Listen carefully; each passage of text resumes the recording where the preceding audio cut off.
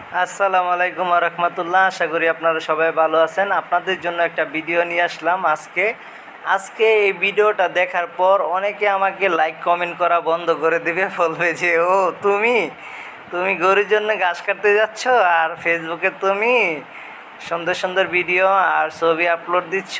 হ্যাঁ, আসলে আহ, আমি গরুর ঘাস কাটতে যাচ্ছি। আমাদের দুইটা গরু আছে, আর হলো এটা আমাদের নিজস্ব ঘাস ক্ষেত।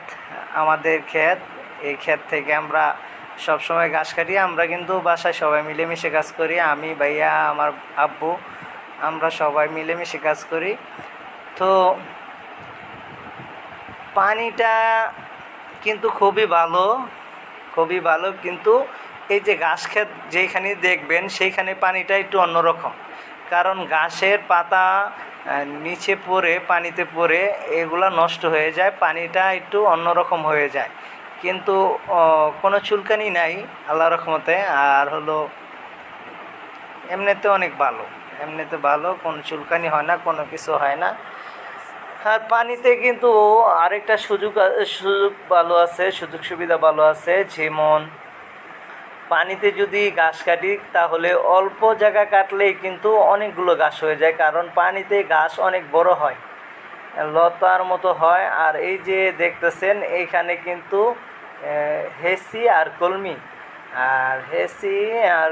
কলমি শাকগুলো কিন্তু অনেক সুন্দর। এখানে কিন্তু কলমি শাক আছে, প্রচুর কলমি শাক। তো ভালো করে জানেন কলমি শাক কিন্তু আমরা অনেকেই খাই, আমরাও খাই। আমাদের এই ক্ষেতটার ভিতরে অনেক কলমি আছে, আপনারা যদি ভালো করে খেয়াল করেন। আর আমার বন্ধু দেখেন কি সুন্দর ভিডিও করেছে, সে আমাকে রেখে পেঁপে গাছটা দেখাচ্ছে। খুব সুন্দর সুন্দর পেঁপে হয়েছে, মাশাআল্লাহ, সবাই মাশাআল্লাহ বলি।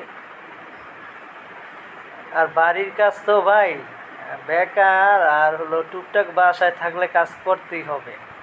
তো বাসার কাজে লজ্জা করি নাই ভাই, আমি আমার কাজ করছি। আপনারা কি মনে করেন জানি না, কিন্তু আমার কাজ আমার করতেই হবে। যখন ফুডাঙ্গিরির সময় ফুডাঙ্গিরি, কাজের সময় কাজ, যখন যেটা দরকার সেটাই করতে হবে। নিজের কাজে ভাই অনেক আনন্দ আছে, স্বাধীনতা আছে। নিজের কাজে কে কি বলবে, আমি আজকে ঘাস না কাটলে আমাকে কি বলতো, দুইটা কথা আমি বলতে যাই। আর অন্য মানুষের হলে তো অনেক কথাই বলতো।